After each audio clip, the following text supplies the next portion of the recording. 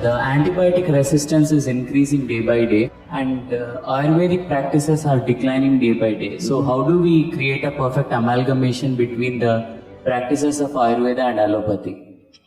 Ayurveda and Siddha and naturopathy is growing big time in the West, particularly in Europe, very big. In India, of course, it's dying because they have to approve it for us to take it. Without their approval, we cannot take it. But we must understand the difference between allopathy and these other Indian systems.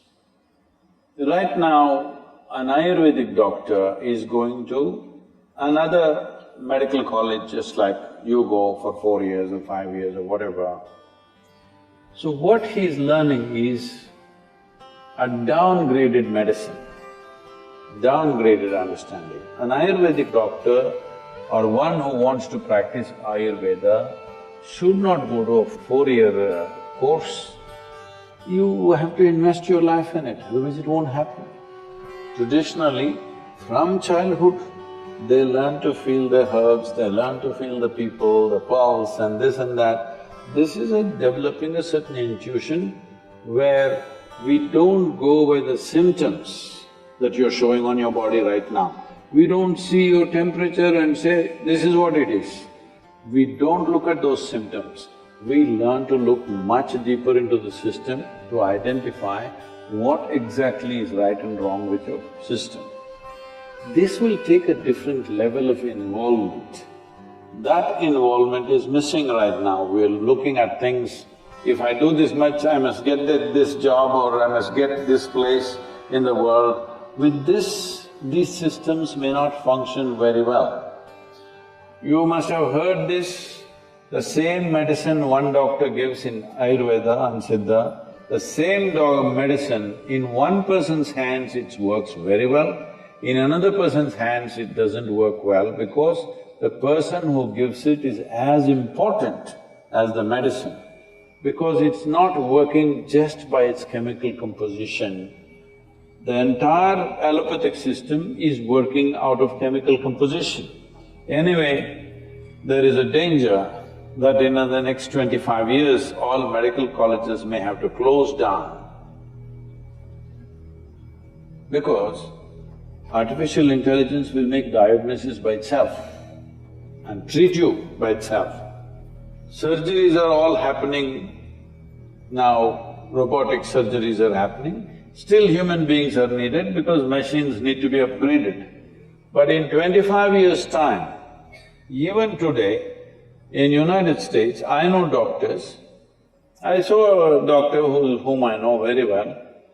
He is carrying an old BlackBerry, the first model that came, which is that thick and a huge capability. Every time any patient, whatever, he just goes there into his BlackBerry. I said, what are you looking in the phone and treating people? He said, no, Sadhguru, all my textbooks are here in this phone. I'm just looking and telling them. So if you can look, the phone can become smart enough now that it will tell by itself. If you just tell the symptoms to Alexa, she will tell you what you should do. So, this form of symptomatic treatment may become irrelevant after some time because you're just gathering data and processing it and giving an answer. This a machine will be able to do better than any human being because it can process much faster and much better, not miss anything. So, it is time the young doctors who are coming up now should focus on how you should be able to look beyond the symptoms. This is what Ayurveda and Siddha is significant about. There was a yogi with whom I volunteered for some time for his medical camps that he used to have. It was like a festival. Okay, for everybody who comes to him, he has a joke to tell them and it goes on like a festival. Simply something he will give and people are cured, thousands of people will queue up for him every day. and he himself lived to be 106.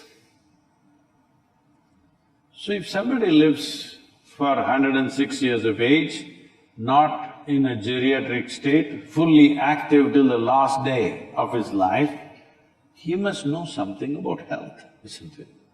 Hello? My great-grandmother lived to be 113, 113 years of age. I will tell you, this may sound absurd to you, but you must listen to this, because if you're not open, there'll be no new learning. Well, I saw her only after she's 100, but she was still very active. She was living all by herself in an open field. She built a small temple for herself, not for a god, for herself. She built a temple and she sat in it. Because she felt she deserves a temple. This is very common in India, especially women, older women, built small temples, they sat there and they served humanity in a different way, in their own way. So when we went there for vacations and all, she would come home. If you give her breakfast, she will take this and put it to the ants, to the squirrel, to the sparrows, everything. Most of the breakfast is gone like this. There are self-appointed advisors who look at this and say, "You old woman, you don't eat anything, you will die." They all died.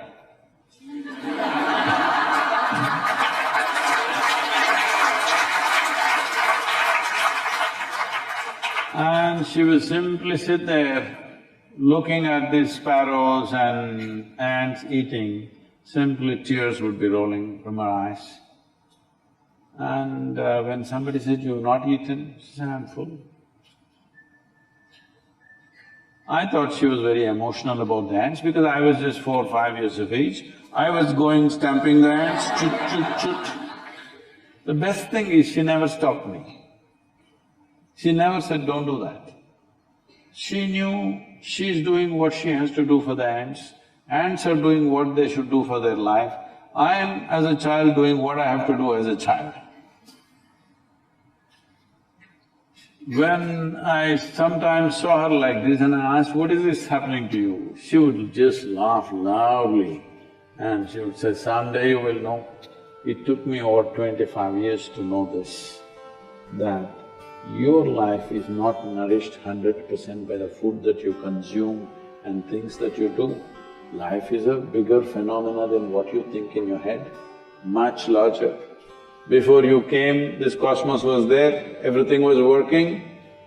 After you and me are gone, still it'll be fine, isn't it? There is an intelligence beyond you. Don't immediately quantify it as God, this, that, because you're making a conclusion about things that you do not know. If you stay here, this is very important, if you live here clearly knowing you don't know a damn thing about anything, your intelligence will remain alert to everything. But you make conclusions, reading a book, listening to this and that nonsense, you say, "I know this, I know that, I know that." The moment you identify with your knowledge, you will become very small, because it doesn't matter how much you know, still what you know is a minuscule in this existence, isn't it? But our ignorance is boundless. This is called as the intelligence of ignorance. If you always know that you do not know, your intelligence will remain super alert. Whether your body is awake or asleep, it will remain super alert. This is what a doctor must do, because I'm sorry to say such things, you may know medicine, you might have read all the books in the world, you might have treated many patients, but still, everything seems to be perfect, somebody will die in your hands. Everything looks like he's going to die, he will sit up tomorrow morning. You will see this happening, yes or no? So, there is intelligence beyond you and me, there's an intelligence which makes us happen, there's an intelligence which can make a mango into a human being. If you don't allow that to function within you, if you think everything is in your head, you will become a dumb doctor. You must allow the deeper intelligence within you to function.